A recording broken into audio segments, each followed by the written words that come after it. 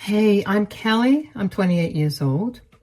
A few months ago, I finally managed to open my eyes and see how toxic my marriage was. All thanks to my mother-in-law. I bet that's not something you usually hear because mother-in-laws are almost always considered evil, but mine was a genuine angel. And now that I have a lot of downtime, I decided to share my story. Let me begin by telling you a little about myself. I come from a pretty tight-knit family. My father passed away when I was in high school, and ever since then, my younger sister, Macy, my mom, and I have always been very close with each other. I could not bring myself to leave my hometown even when I went to college, which is why I chose the closest college, which was about an hour's drive from my place. It was a college that I met my now ex-husband, Daniel. Daniel and I started hanging out because we were paired up for a few projects together, and over that semester, we realized that we had a lot in common. After remaining friends for over a year, we decided to give dating a shot. We ended up falling pretty hard for each other, and we continued to date for another 4 years. During that time, I had gotten closely acquainted with his family. Daniel's family only consisted of him, his mother, and his brother. Yeah, I guess you can see where a lot of our commonalities stem from, but unlike me, Daniel's father was not dead. He had left them, at least that's what Daniel told me. Daniel had always been touchy about the subject of his father, so I never pushed him to tell me more than he wanted. Anyway, after we graduated, Daniel and I moved in together to the house that my dad had left me in his will in the same city as my college, and a year later, we got married. A few months into being married, I began to notice some pretty big changes in Daniel. He was no longer the happy-go-lucky man I once knew. He became a lot more aggressive and would lose his temper at the drop of a pin. Initially, I suspected some health issues that were causing him to react so strongly to everything. But after pressuring him to get a full body checkup, his tests came back normal. The only other reason for Daniel's change in mood was his mental health. I kept trying to talk to him about it, but Daniel would always push me away and brush it off or start an argument with me. What made it worse was his sudden change in attitude towards my mom and sister. I used to see them at least once a week, and Daniel would even accompany me most of the time. But with his sudden behavior change, he began to yell at me for wanting to spend time with my family. At first, I would fight with him over it, but as the months passed, I began to give up. I just let him have his way, and that's how it remained for the next 2 years. I had no one to vent to. The only two people I trusted most in the world were the people I was not allowed to meet. I went from seeing my mom and sister once a week to once every 4 to 5 months, if even that. My mom and sister were very concerned for me, but other than offering them reassurances over the phone, there was nothing much I could do. Daniel had always been very clear about me only spending time with his family, which, don't get me wrong, I loved his mother, Bonnie, and his brother, but it was not the same as being around my family. Anyway, Daniel's brother lives in the neighboring state, almost a 12-hour drive away from us, and he usually visits twice a month. One particular month, we were all having trouble finding a day that was free for all of us to meet up. But when we eventually figured it out, we planned to have dinner together at a pretty upscale restaurant. But then, on that day, my sister Macy called me frantically while I was at work to tell me that her eye perforated and she needed to go to the hospital immediately. But her boyfriend and my mom were out of town, so she had no one to drive her or help her out. Macy had an eye infection a few months ago that led to her getting a corneal abrasion. She was due to have surgery 2 weeks later, but her eye didn't hold on until then and perforated. I dropped everything and rushed to be by her side. I did not even think much of what Daniel would say, but I made sure to text him about what had happened. While at the hospital, Macy and I were told that the surgeon was not in, so we'd have to drive to the nearest hospital, which was 2 hours away. I offered to drive Macy because I didn't want her paying the ambulance fees. And just as we were done getting Macy's eye under control, Daniel called me. When I picked up the phone, he began yelling at me. "Where are you?" "I texted you about this. I'm with my sister at the hospital." "Why?" "She's going to need emergency surgery on her eye. She has corneal abrasion and..." "So? Where's your mom? Or where's her boyfriend? Why does she need you to be there?" "Do you have any idea how scary surgery is? I'm here to be there for her because I'm her sister. Both my mom and her boyfriend are out of town." "Leave her alone. You made a commitment to my family." "Are you really asking me to prioritize dinner with your family over my sister's health?" "What have I told you repeatedly? My family will always be more important than yours." "And every time you told me that, you never answered why your family is more important." "Because I'm the man of the house. What more is there to say?" "That's the stupidest thing I've ever heard of." "I didn't ask for your opinion. I want you back home in time to make this dinner. You have no idea how many times I've had to reschedule this thing to make sure that everyone was free for it." "Just go ahead without me. I won't be able to make it in time. I have to take Macy to another hospital 2 hours away because the surgeon at this hospital isn't available today." "What?" "Just drop her off and come home. She'll be fine. She's not a child." "She may not be a child, but she's my sister. I'm not leaving her side till her surgery's done. I'll text your mom and let her know about my change in plans too. If it bothers you so much, I'm sure she'll be a lot more understanding than you are right now." "Who cares what my mother thinks? That's not the point. The point is that you're disrespecting me by putting something else above spending time with my family." "Something else?" "We're talking about my sister's emergency eye surgery. She could go blind by the end of the day if it's not fixed. Even dinner with the president would stop me from being by her side right now. So neither will this dinner. I will be back when I'm done." "You're not allowed to come back home. I don't want a rude, disrespectful person living under my roof." "Whatever. I have bigger things to worry about than your childishness." I didn't know how I suddenly found my voice, but I think seeing my sister in danger brought my old self back and I was able to talk back to Daniel. Usually I would have just caved, but when I didn't that time, I felt a rush of energy like I was free. I didn't get much time to dwell on it at that time, but after Macy's surgery was done and I drove her back home, I thought about it. I didn't know what to make of it. I loved Daniel with all my heart, but I also didn't think it was normal to feel good after standing up for yourself against your partner. I made sure to text Daniel's mother, Bonnie, and his brother an apology for not attending dinner, and both of them assured me that it was no problem.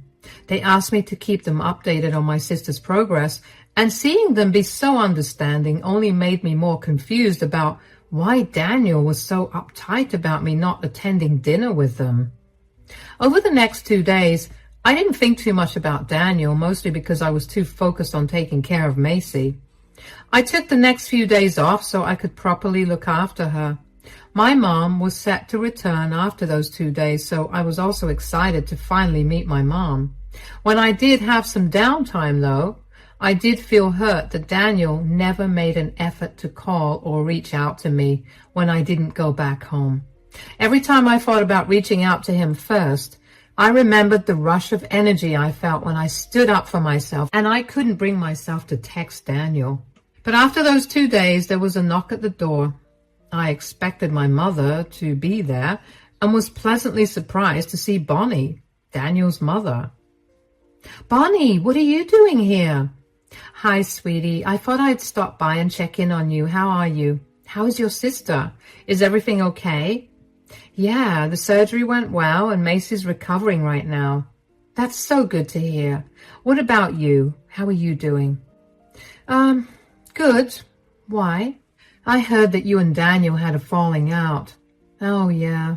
He's mad at me because I prioritized my sister over dinner with you, which, by the way, I'm so sorry that I couldn't make it to dinner. I just could not leave my sister all alone. Sweetie, there's no need to apologize. I have no problem with you not attending dinner. What I do have a problem with is my son's attitude towards you. I came here to tell you that we need to get started. Get started? What do you mean? You can't let Daniel get away with this, can you? So you're asking me to take revenge on him? Are you sure you want to do that? I mean, you're his mother, and I didn't think you'd want him to suffer. I raised my sons to be respectful and empathetic people, not monsters.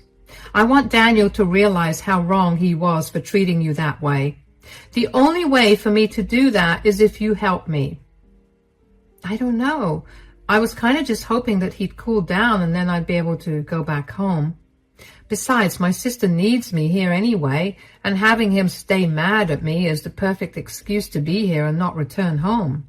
I don't know if you can hear how sad that is, because it really is. You shouldn't need an excuse to stay away from home. Yeah, but you know how Daniel is. He has to get what he wants, and he throws a tantrum until he does.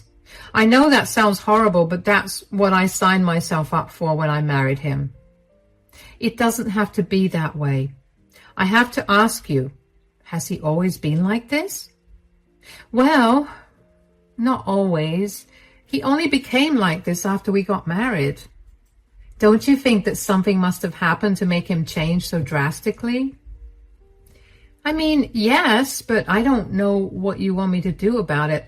I tried talking to him about it many times, but he just shut me down, or he started a fight with me. Eventually, I got tired and just went with the flow. Sweetie, you got too used to letting Daniel have his way. Is this really how you want to live the rest of your life? No, I really don't. Great. Then we're going to start doing some research into him. I'm sure something is going on, and we're going to expose him. When he comes crying to me, I'm going to give him a piece of my mind. All right. You've got me there. I would like to see him crying. He's made me cry so much now that I barely feel the need to. We'll make sure to teach him a lesson. Would you like to have some tea? We can discuss how to go about this over tea. Of course. I'll be completely honest when I say that up until that point, I had never stopped to think of how oppressive Daniel had been. I had only been trying my best to be understanding of his situation. I thought he was struggling with something, and I didn't want to push him to feel better or talk about it unless he was comfortable with it. I had been so wrapped up about his feelings that I neglected my own. Having Bonnie pointed out to me made my whole world shift perspective. I saw Daniel for what he was, a manipulative, abusive man. Bonnie and I had a long conversation after that. We discussed how my marriage had been going, and with every point I brought up along with how I dealt with it, I could see Bonnie getting sadder and sadder for me. It was a wake-up call to take better care of myself. Bonnie left after my mom arrived, but not before telling me to go back home so I could look into what had caused a huge shift in Daniel's behavior. I promised her that I would. I spent the next day at my sister's place with my mom and sister before finally gathering up the courage to go back to my home. When I got back, Daniel was not home because he was at work, and that gave me some time to snoop around his belongings. I searched his office, his closet, and his bedside table, but found nothing.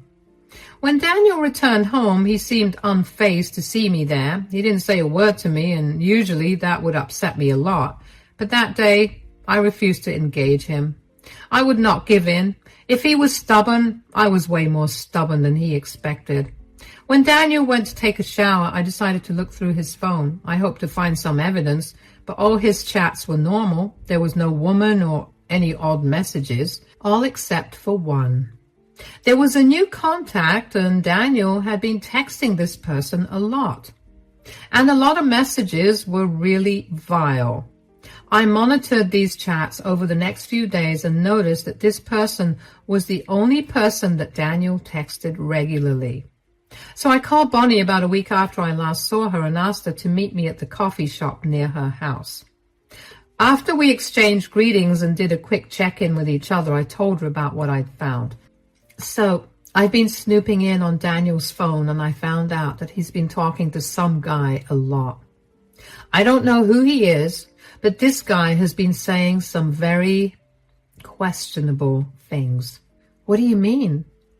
Daniel has been venting to this guy about all his frustrations since we got married, and this man has been telling him what to do as a man. Like he's been telling Daniel that I'm not allowed to visit my family because I'm a woman who committed herself to her man and his family. My family is worthless. What? Yeah, it was disgusting to read. What is even more disgusting is how easily Daniel has taken these things to heart and implemented them. Hold on. What's the name of this guy? Conrad. Yeah, that was his name. At least that's what Daniel saved his number as in his phone. Oh, no. Do you know him? Is he a bad person? Well, aside from what he's been saying, I mean, he's worse than bad. I hope I'm wrong, but the person Daniel may be talking to is my ex-husband, his father. What? Wait, how did he find his father? He told me that his father abandoned him. That was a lie. My ex-husband was a disgusting man. He held the same views that Daniel holds right now and ruled my life with an iron fist. I wanted to leave him, but I couldn't because of the kids. But then one day, in his anger, my ex-husband hit me. I decided that was it, and I didn't want to be with him anymore. I left the house with my boys, and I did my best to keep them away from him. Oh my God, that's horrifying. Well, not as horrifying as knowing that Daniel got in touch with my ex. I don't think this is going to go well, Kelly. Maybe we're in over our heads. No, we're going to teach Daniel a lesson. Now, he's hurt you too, and he needs to learn what family really is. He needs to see that the very family he forced me to put above everything and everyone else has no problem turning their backs on him. He needs to learn that there are consequences for hurting others. But what do we do? It's simple. Daniel clearly seems like he idolizes his dad right now. Daniel meets his dad at the bar a few blocks down from my place every weekend. We can go and confront him there. He worked really hard to hide his interactions with his dad. I mean, he saved his contact with his dad's full name and never called him dad in the chats. I'm sure he'd hate for you to see him with his father. And then I'll also hand him the divorce papers. I don't think he'll make the divorce easy for you. I hope you know that. Don't worry about that. The house and all the furniture in it is completely mine, and everything else he can take, which is technically only his stuff, so he can try to make the divorce hard, but it won't do anything. All right, let's get you to a divorce lawyer as soon as possible. I was shocked to find out the truth behind Daniel's father, and even more shocked that Daniel would willingly associate himself with a man who hurt his mother. Bonnie was quite literally one of the kindest people I'd ever met, and I could never imagine hurting her like this. Bonnie tried to act strong, but I knew that on the inside she was heartbroken, and that only made me want to hurt Daniel more. Over the next week, Bonnie and I started the filing process for the divorce, and when I got the divorce papers in my hand, Bonnie and I made our way to the bar where Daniel frequented to meet his father. We immediately spotted them, and before I could stop myself, I approached them. Enjoying yourself, Daniel? What are you doing? Mom, why are you here? Oh, wow. Would you look at that? My ex-wife returned. I told you you'd come back. You're pathetic and weak like that. I'm not returning to you, Conrad. I'm here for my son. Why have you been filling his head with garbage? Didn't you do enough damage to our family? You had to fill Daniel's mind with that garbage? Garbage? What I speak is the cold, hard truth. But of course a woman like you will never understand that because you don't have the intellect to. Do you seriously think that you're intellectually better than me? You don't even have a college degree and you can't stay employed for more than 3 months. People just cannot seem to stand the power of my masculinity. The whole world is going to the dogs. There are no real men left, and I was just teaching my son how to be a real man. None of what you say is good advice. I raised him to be kind and sympathetic, and in the span of a year, you changed him entirely. I want you out of his life. You're the most disgusting person I've ever met, and believe me, that is not something for you to be proud of. Mom, that's enough. Excuse me? You don't understand a word of what Dad's actually saying. You're just judging him without listening to him. Oh, trust me. I heard his speeches long before you did, and for a much longer period than you did. I know everything that this man believes in, and I worked very hard to protect you and your brother from that. You didn't protect us. You robbed us of our time with our father. Dad is not the horrible one. You are. Are you really picking the side of a man who hit your mom? He did what he had to do to straighten her out and put her back in her place. Wow. Who are you? This is not the man I married. That version of me was a weak, pathetic doormat who let everyone walk all over him. Now, I won't let that happen. Dad has opened my eyes, and I'm never going back to being that way. You're making this a whole lot easier than I thought it was going to be. Here, I want a divorce.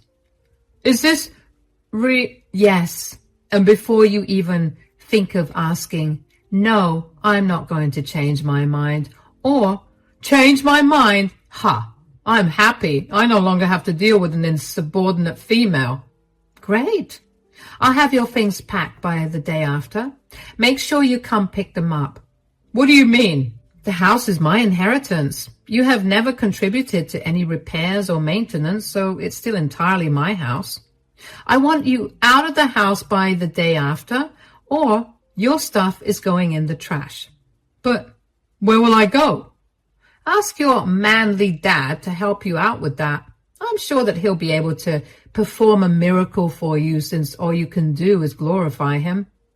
Come on, Bonnie, let's get out of here. I grabbed Bonnie's hand and let her out of the bar. She was frozen in shock. She never expected Daniel to take his father's side against her, and she definitely did not expect Daniel to call her a horrible mother for shielding him from the monster that was his father. Bonnie was silent the entire way home, and only when I reached her place did she cry. I hugged her and did my best to comfort her. We talked for a while, and in the end she decided that she was going to disown Daniel and move to stay with her other son. I was glad that she would be getting out of that place that reminded her of her past and of Daniel. The months following that were nothing short of a nightmare. Daniel made the divorce process unnecessarily hard. He wanted to contest everything, even the things that I was willing to give up. He also tried to get me to pay him $10,000 for all the money he spent on groceries and other miscellaneous expenses while he was living in my house, without which he said he wouldn't move. Thankfully, since that money was his personal expense, I had no reason to pay it, and he had to move out. The divorce didn't take much longer after that, and after almost a year of going to court, the divorce was finalized. I was finally free. I even had a celebration party for it, and I invited Bonnie and Daniel's brother to attend it as well. For a few weeks, everything was quiet. I was getting used to being alone at home. I made sure to change the locks, added an extra lock, the one with the chain that allows me to open the door just a little bit, and install security cameras at the front and back doors.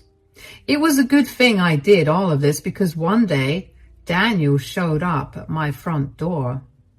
He looked disheveled and like he hadn't eaten or taken a shower in weeks. I had no idea where he was living, nor did I care. I kept the chain lock on and only opened the door a smidge to talk to him. Yes, what do you want? I made a mistake. Is that so? I'm so glad you recognize that. Now, if you'll excuse me. No, wait. Aren't you at least a little curious as to why I'm saying I made a mistake? Not really. The day I asked you for a divorce, I stopped caring about you. You showed me your true colors, and I was done letting you get away with everything just because I loved you. I know you're mad and upset, but I'm sorry for the way I treated you. My dad got in my head, and I guess it's because I never got to experience a father-son relationship ever. I should never have tried to find the man. I lost my wife and my family at the same time with that mistake. Is there any chance that you could forgive me? Sure, I forgive you. Really? Just like that? Forgiving you doesn't mean I've forgotten about how easily you got manipulated and you complied to treat me like I was nothing. I'm forgiving you for my sake, not yours. That's fair, I guess, but I'm in a really rough spot right now. Could you help me out? Remind me again why you've suddenly realized that your father is not a good man? Well, I asked him if I could move in with him, and he told me that he was not going to house a grown man. Then he called me a bunch of names that snapped me out of whatever I was under. You're too late for that. You betrayed your mother, who single-handedly raised you and loved you with all her heart and soul, for the man who hit her and made her a single mother to begin with. You showed me that you don't actually care for me because it did not take much for you to decide that you were going to treat me like I was your servant instead of your wife. You can apologize all you want, but none of us are going to help you. You did this to me. The least you could do is let me live here. I promise I'll stay out of your way the entire time. Absolutely not. You chose this path. Now walk it. Leave me and your poor mother out of it. Goodbye. I shut the door with as much force as I could. I really did not want Daniel back in my life. Just thinking about him easily defending his dad's assault on his mom made me quiver in fear. It only made me think about how that could have been me in the future if I had stayed with him. I couldn't be more grateful to Bonnie for getting me out of my relationship before I had no way to escape. What happened next with Daniel is both shocking and expected at the same time. Daniel continued to go to the same bar he had been going to for the past year to meet his dad and ended up running into his dad there again. They began talking and somehow they broke into a fight, apparently. Daniel got angry with his dad for ruining his life and for not letting him live with him. In his drunken state, Daniel punched his dad so hard that he ended up falling and hitting his head against a sharp corner. Daniel's dad was rushed to the hospital but suffered no major injuries. He did decide to press charges against Daniel, though.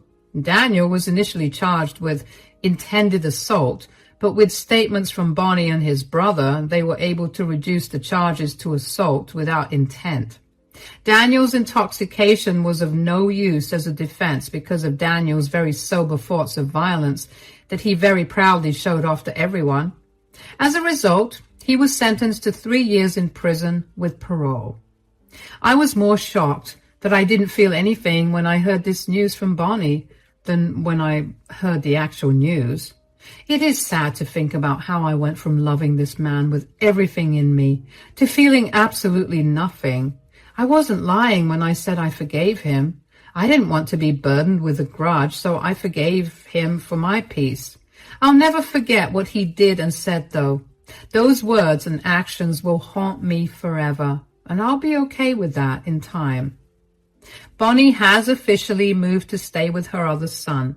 She's a lot happier there, and we still keep in contact. It's been a few months since Daniel and I got a divorce, and I've had the time of my life doing whatever I want to. And of course, spending time with my family. And yes, Macy is doing a lot better, especially now that she has me by her side whenever she wants. Thank